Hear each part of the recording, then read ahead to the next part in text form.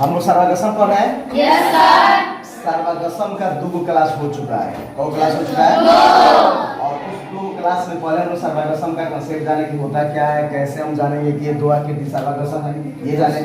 Yes sir. दूसरा पर हम लोग जाने की रेखाखंड को सर्वागसम होने का क्या है, समझा है ना? Yes sir. तो हम लोग ये सोचे ना कि प्रैक्टिकल में नहीं, जब हम लोग थ्योरी में पढ़ेंगे, कॉपी पर पढ़ेंगे, बोर्ड पर पढ़ेंगे, तो वहाँ पे संभव नहीं है कि एक को उठा कर एक ऊपर क्या कर दे। तो उसकी कुछ कुछ कंडीशन आएंगे, उसी कंडीशन को जो पूरा करेगा वो सर्वागसम होगा, जो पूरा नहीं करेगा वो सर्वागसम नहीं होगा। सब फिगर का यानी सभी ज्यामितीय आकृति का अलग अलग कंडीशन आएगा। तो सबसे पहले रेखाखंड आया था, तो हम बोले थे कि अगर रेखाखंड बराबर हो, 2 रेखाखंडों की लंबाई क्या हो जाए, और दोनों क्या हो जाते हैं, सर्वागसम। फिर इसका उल्टा भी सही है, अगर 2 रेखाखंड सर्वागसम है तो तय है कि वो दोनों क्या होगा, बराबर होगा। क्या बराबर? लंबाई। आज हम लोग पढ़ेंगे कोण की सर्वागसमता। कोण किसका पढ़ेंगे? कोण पढ़ेंगे। चलिए, जब 2 कोण, कब कोण सर्वागसम होंगे? उनकी लंबाई चौड़ाई बराबर हो, एक जैसे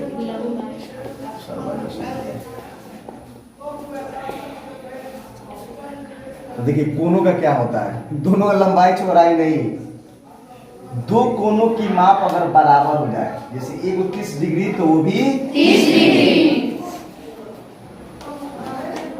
यदि 2 कोनों की माप बराबर हो, यदि 2 कोनों की माप क्या हो, बराबर हो, तो वे सर्वागसम होंगे। क्या होंगे? सर्वागसम। क्या देखो ना, पहले सब सामने देखो, अभी लिखो मत, अभी हम समझा रहे हैं ना, पहले समझ लो उसके बाद लिखना, समझना जरूरी होता है। देखिए क्या लिखिए कि यदि 2 कोनों की माप बराबर हो तो वे क्या होंगे, आपस में सर्वागसम। अब जैसे देखिए, जैसे ये पहला फिगर हम बना रहे हैं, जैसे ये हम बना दिए 60 डिग्री का,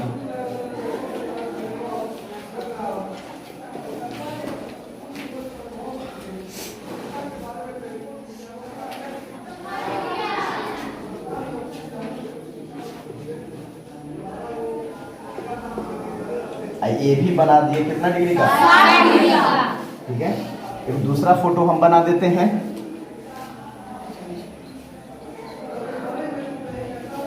ये बना दिए हम 90 डिग्री का। कितना का? 90 डिग्री का। एक और हम बना दिए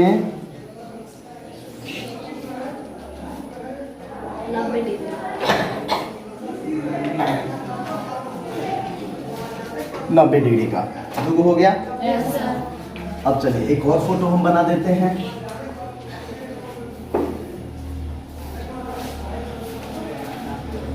तीस डिग्री का एगो बना दिए, ये वाला बना दिए। Yes sir. फिर एक और फोटो हम लोग बना देते हैं,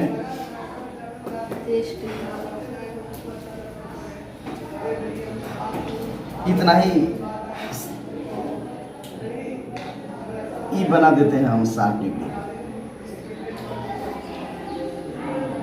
ठीक है, अब हम आपसे क्वेश्चन क्या करेंगे, तो हम आपसे पूछेंगे कि बताइए इस तीनों आकृति में कौन एक दूसरे के सर्वागसम है और कौन एक दूसरे के सर्वागसम नहीं है। फिर क्लियर कर लीजिए एक बार, कोनों को सर्वागसम होने का बस एक ही शर्त है, उसका शर्त ये है कि कोनों की माप बराबर होना चाहिए।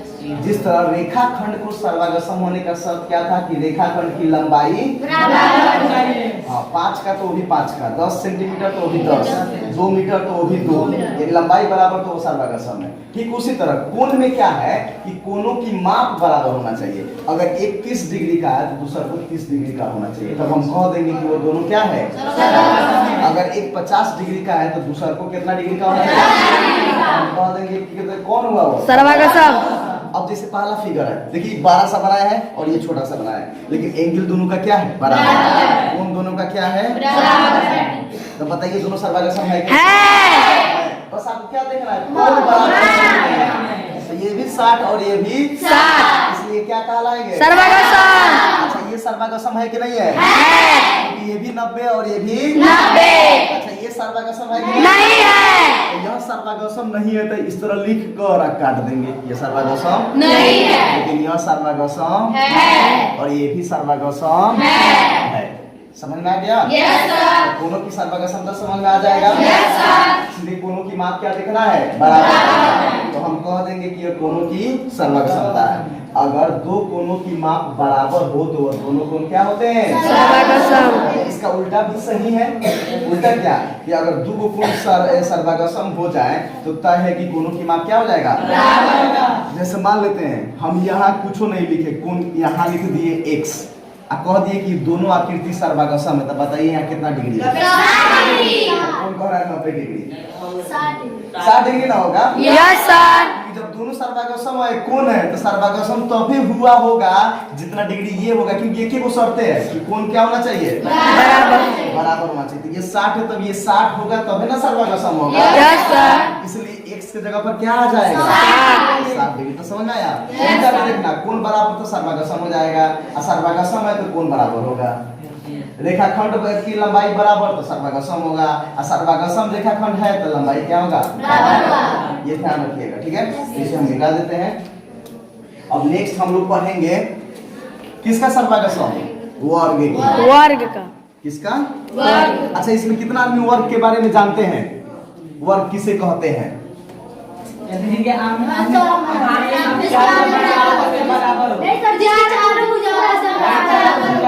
हमको याद है कि हम 5वां में ये खूब पढ़ाए थे आपको। पढ़ाए थे वर्ग और आयत। वर्ग में हम यही लिखवाए थे कि आमने सामने की भुजा बराबर है। तो अभी बोला है आमने सामने की चारों भुजा। आमने सामने क्या होता है? वर्ग की चारों भुजाएं क्या होती हैं? साथ में प्रत्येक कोण कितना डिग्री का होता है? समझ में आ रहा है ना? वर्ग की चारों भुजाएं बराबर होती हैं, प्रत्येक कोण 90 डिग्री का। तो अगर कोई आपसे पूछेगा कि वर्ग को सर्वागसम होने का क्या शर्त है, तो सीधे लिखेंगे दो वर्गों की अगर किसी एक वर्ग की भुजा की लंबाई दूसरे वर्ग की भुजा की लंबाई के बराबर हो जाए तो वह दोनों एक दूसरे के क्या होंगे? यानी फिर से समझ लीजिए क्या कह रहे हैं। यदि एक वर्ग की भुजा की लंबाई दूसरे वर्ग की भुजा की लंबाई के बराबर, सीधे कह देंगे कि दो वर्ग की भुजाओं की लंबाई क्या हो जाए? तो वह दोनों वर्ग क्या कहलाएंगे? सर्वागसम कहलाएंगे। क्या कहलाएंगे? नहीं समझ में आ रहा है? हम लिख देते हैं, लिखेंगे यदि दो वर्गों की भुजा की लंबाई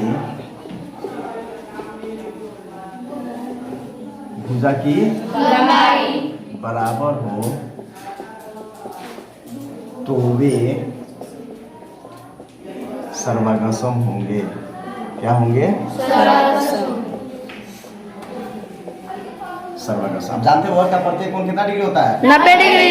अब जैसे देख लीजिए यहाँ पर, जैसे मान लेते हैं ये वर्ग है। अच्छा, एक और बात जान लीजिए, वर्ग की अगर एक भुजा का लंबाई A B C D मान लेते हैं वर्ग है, इसका लंबाई 5 मीटर है, तो हाई कितना होगा? 5। अच्छा, हाई कितना होगा? 5। और ये वाला? 5। हाँ, क्योंकि चारों भुजा बराबर होता है, तो एगो 5 है तो सब कितना हो जाएगा? 5। ये सब कितना रहेगा? 9। तो इसका सर्वागसम कब होगा? कि जब दूसरा वर्ग बनाइए ना तो उसका भी भुजा का लंबाई कितना होना चाहिए? 5 होना चाहिए। उसका भी भुजा का लंबाई 5। अब ऐसा नहीं जैसे ये बना दिए एगो, ये भी वर्ग हम कह दिए PQRS, इसका लंबाई 4 दे दिए, ठीक है? तो क्या ये वर्ग होगा? नहीं। भले वर्ग तो होगा ही ना, सर्वागसम होगा? नहीं सर। क्यों नहीं होगा? क्योंकि इसकी भुजा की लंबाई बराबर नहीं है। दो वर्ग सर्वागसम तभी होंगे जब उनकी भुजा की लंबाई क्या हो जाए? तो देखिए कितना कहेगा कि सब चारों भुजा की लंबाई बराबर होना चाहिए। आप एक ही का कह रहे हैं, तो हम जानते हैं ना कि वर्ग के चारों भुजा क्या होता है? अच्छा, एक को कहते हैं, चार को कहे, एक भुजा जितना होगा उससे ना चारों होगा, तो चारों को कहने की जरूरत है? यानी वर्ग की भुजा अगर बराबर हो जाए, दोनों दो वर्ग या दो वर्ग लिखे, समझा रहे ना, तो वो दोनों एक दूसरे के क्या कहलाएंगे? बताइए भाई, सर्वागसम है कि नहीं है? नहीं है। तो ये सर्वागसम कब हो जाता है? जब 5 सेंटीमीटर का 5 मीटर का एक और वर्ग हम क्या कर देते हैं? तो जैसे मान लेते हैं ये एक वर्ग हम बनाते हैं 3 मीटर का। कितने मीटर का? 3 मीटर का। A B C D। एक और वर्ग हम बना देते हैं अलग सा, वो भी हम 3 मीटर का बना देते हैं। नहीं, इसको हम करते हैं ना, इसको हम 3 मीटर का बना देते हैं। 3 मीटर, इसको 3 सेंटीमीटर का बना देते हैं। नहीं, 3 मीटर रहने दो, ज्यादा कंफ्यूज हो जाओगे। तो देखिए दोनों वर्ग बना दिए। अब हम आपसे पूछिए सर्वांग सम होगा? Yes sir. बिल्कुल होगा, क्योंकि दोनों का लंबाई क्या हो गया? तो जब एक के ऊपर रखेंगे तो पूरा क्या हो जाएगा? नहीं भी ढकेगा तो बस ढकना ही है, नहीं ढकने का तो सवाल ही नहीं होता है। लेकिन बस वर्ग के लिए थ्योरी के बार बार उठा के रखने वाला बात तो है नहीं, उठा के रखने वाला बात खत्म हो गया। क्योंकि अब थ्योरी में पढ़ रहे हैं तो सबका अलग अलग शर्त पढ़ रहे हैं। रेखाखंड को तो रखने की जरूरत नहीं है, उठा के देखेंगे उठा कर कि भाई इसके ढक रहा है कि नहीं, देखने की जरूरत नहीं है। सीधे देखेंगे कि लंबाई बराबर है कि नहीं है। कोण को भी उठा के रखने की जरूरत नहीं है। सीधे देखेंगे कोण की माप बराबर है कि नहीं है। वर्ग को भी उठा के रखने की जरूरत नहीं है। सीधे देखेंगे कि वर्ग की भुजा की लंबाई बराबर है कि नहीं है। तो आप कॉपी पर बना लीजिए, कैंची से काट काट उठा के धरते रहिए, पता चलेगा वो कॉपी नहीं हो गया, वो कूड़ादान हो गया। वो नहीं हो जाएगा ऐसे। सर कहेंगे ढकना है उठा के, तो कैंची तो लेके आराम से काट रहा है, फिर उसमें से एक पेज में से एक वर्ग निकल गया, दूसरा का पेज में से भी काट के वर्ग, कॉपी में चारों तरफ क्या हो गया। इसलिए थ्योरी पढ़ने के लिए यही सब शर्त पढ़ा जाता है कि उठा के रख नहीं दीजिएगा। तो कंडीशन क्या, उन लोग करके देख चुका है कि अगर वर्ग का भुजा हम बराबर कर देना तो सर्वांग सम हो जाएगा। वो लोग ट्राई करके क्या कर रहे हैं, अब फिक्स आपको एक कंडीशन लिख दिया है, तो आप उस कंडीशन को देख लीजिए, कंडीशन को पूरा कर रहा है तो वर्ग सर्वांग सम है, नहीं पूरा कर रहा है तो सर्वांग सम नहीं है। समझ में आ गया? Yes sir. देखिए अब दो को पर हम लोग कोण का सर्वांग सम कब होगा? जब कोण की माप बराबर हो। वर्ग की सर्वांग सम कब होगा? जब वर्ग की भुजा, दोनों वर्ग की भुजा क्या हो जाए? बराबर हो। अब आप हैं वृत्त। सर अब वहाँ पे 3 सेंटीमीटर है तो क्या बराबर नहीं होगा ना, ये 300 सेंटीमीटर हो जाएगा। अगर मीटर को हम चेंज करेंगे सेंटीमीटर में 300 सर तो 300 ना हो जाएगा, 3 सेंटीमीटर रहेगा। तो 300 में 3 में कौन बड़ा है? 300। दोनों का भुजा अलग अलग ना हो गया? भुजा अलग अलग हो गया तो वो सर्वांग सम होगा? जानते हैं या काहे नहीं लिखे? मान लीजिए कि ये दोनों फोटो बराबर बना दें, एगो का हम 3 मीटर लिख दें, एगो का 3 सेंटीमीटर, तो दोनों का अंतर नहीं दिखाई देगा। देखो 300 सेंटीमीटर तो उतने बराबर रहेगा, 3 सेंटीमीटर उतने बराबर होगा, इसलिए हम वहाँ नहीं दिए हैं। समझा रहा है ना? लेकिन ध्यान दीजिएगा, अगर वो 3 मीटर रहे, एगो 3 सेंटीमीटर, तो मीटर सेंटीमीटर में अंतर नहीं जानते हैं आप? 1 मीटर में कितना सेंटीमीटर होगा? 100 सेंटीमीटर। जब हम 3 मीटर को सेंटीमीटर में बदलेंगे तो वो कितना हो जाएगा? 300। तो एगो 3 सेंटीमीटर, एगो 300, तो दोनों भुजा अलग अलग नहीं है। जब अलग अलग हो गया तो सर्वांग सम होगा? नहीं होगा ना? क्लियर है ये? दो को पढ़ लिया, तीसरा क्या पढ़ लेते? वृत्तों का सर्वांग सम। किसका? वृत्तों का।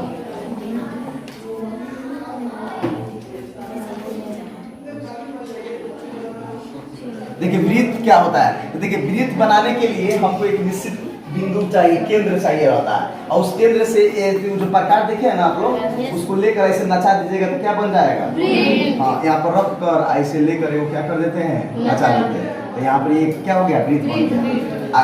यही दूरिया को त्रिज्या कहते हैं। ऐसे वृत्त जब हम पढ़ाएंगे तो पूरा एक्सप्लेन के साथ हम लोग पढ़ने वाले हैं वृत्त के बारे में। तो अभी आप इतना ही जानिए कि वृत्त हो जाता है, ये केंद्र होता है, और इसी को हम क्या कहते हैं? अच्छा, आप लोग झंडा स्कूल में बनाते देखे हैं? सुरेश्वर झंडा बनाते होंगे तो देखिएगा, जब 26 जनवरी चाहे स्वतंत्रता दिवस आता है, गणतंत्र दिवस आता है, तो उस समय 26 जनवरी 15 अगस्त में, पता है 15 अगस्त किसको कहते हैं? स्वतंत्र दिवस को ना।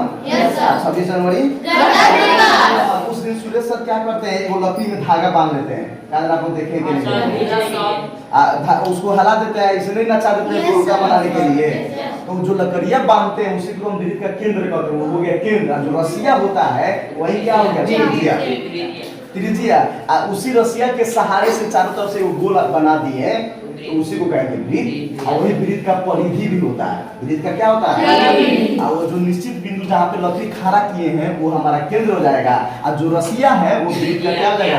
ये रस्सिया ना चारों तरफ घूमेगा, इसीलिए वो रस्सिया हर जगह क्या हो जाता है? बराबर हो जाता है। वो हर जगह क्या होता है? इसलिए कह दिया जाता है कि वृत्त की त्रिज्या आपस में क्या होती है? लेकिन एक ही वृत्त की त्रिज्या, मान लीजिए 12 रस्सी लेकर दूसरा बनाएंगे तो दूसरा ना बनेगा। समझा रहे ना? तो कह रहा है कि दो वृत्त सर्वांग सम कब होगा? तो ये सर्वांग सम कब होगा? एक दूसरे को कब ढकेगा? इतना ही रस्सी लेके एक और बनाएंगे, इसी पर नचाते रहेंगे तब ना। और जैसे ही रस्सी बड़ा होगा तो ये इस तरह ना नाच जाएगा। अगर रस्सी बड़ा होगा तो इसका मतलब रस्सी का मतलब त्रिज्या, रस्सी का मतलब यानी त्रिज्या बराबर होगा तो वृत्त क्या हो जाएगा? सर्वागसम हो जाएगा।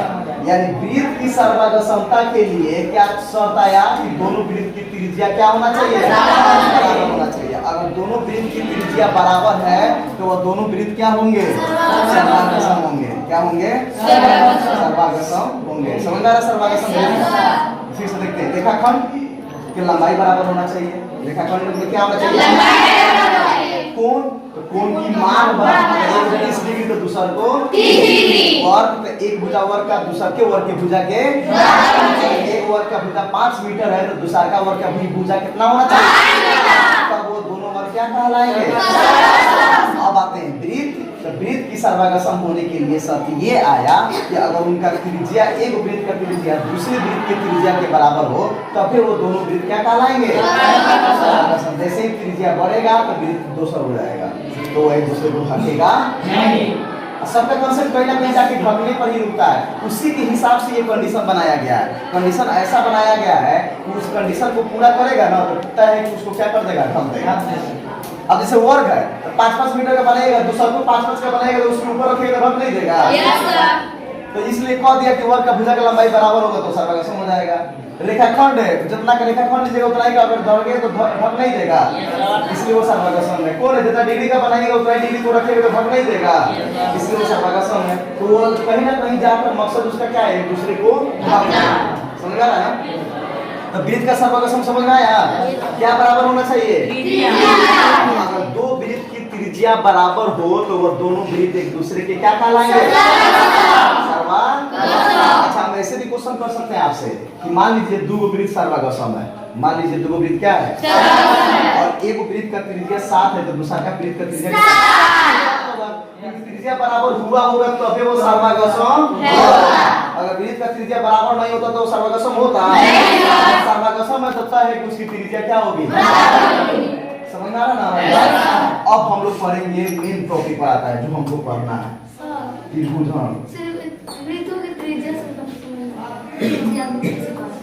जैसे अच्छा तुम लोग गांव में दौनी देखा है? गांव में दौनी नहीं, अब नहीं देखा होगा। हम लोग देखे हुए हैं गांव में दौनी, हम लोग देखे हुए हैं। अच्छा उसको छोड़िए। सुरेश सर बात एग्जाम्पल इतना अच्छा दिए हम आपको कि एक लकड़ी ले लेते हैं। ये लकड़ी ले लिए तो मान लीजिए लकड़ी हो गया, ये गाड़ दिए हैं यहाँ पे जमीन में, क्या कर दिए? और उसमें वो रस्सी बांध दिए। ये वाला रस्सी क्या कर दिए? अब इस रस्सी को ऐसे नचा दिए तो ये जो नाच की गोल बनाए इसी को हम वृत्त की परिधि कहते हैं। ये जो रस्सी है इसी को हम वृत्त का क्या कहते हैं? त्रिज्या। ये रस्सियां तो हर जगह बराबर ना होगा जी, ऐसे ऐसे। अच्छा हम प्रकाश से खींचेंगे, प्रकाश किसके पास है? तो देखिए इस तरह लेंथ ले लेंगे और ऐसे नचाएंगे, ये जो है इसी को हम वृत्त का त्रिज्या कहते हैं। तब दूसरा का जब भी त्रिज्या वृत्त बनेगा तो एक त्रिज्या लेकर ही बनेगा। तो और भी आप त्रिज्या अगर बनाते हैं तो उसी पर ना बनाइएगा, केंद्र रखकर। देखा होगा जैसे वो, जैसे ये प्रकार है, देख लीजिए ये है ना आपका, तो ये लोहा वाला को ऐसे रख कर ऐसे नचा देते हैं तो ये एक दूसरे को कब ढकेगा? जब इतना ही दूर लेकर एक और वृत्त बनाएंगे, उसी पर क्या करेंगे? तो उस पर ढक देगा। तो कब? जब ये बराबर रहेगा तब ना। अच्छा इसको अगर हम बढ़ा दें तब ये वृत्त बड़ा हो जाएगा कि नहीं हो जाएगा? ये बढ़ना घटना ही त्रिज्या है। अगर ये भी त्रिज्या है, ये भी त्रिज्या है, ये भी त्रिज्या है। जो रस्सी है जिससे हम गोल बना रहे हैं वो रस्सी को हम वृत्त का क्या कहते हैं? त्रिज्या कहते हैं। तो दो वृत्त कब सर्वागसम होंगे? जब दोनों का त्रिज्या। समझ आ गई? अब आते हैं हम त्रिभुजों की सर्वागसमता पर। इस पे आते हैं, यही हम लोगों को पढ़ना है मेन में। क्या पढ़ना है? त्रिभुजों की सर्वागसमता। त्रिभुजों की सर्वागसमता कल पढ़ लेते हैं, ठीक है? चलिए ठीक है, छोड़ देते हैं। कल त्रिभुजों की सर्वागसमता क्या कर लेंगे?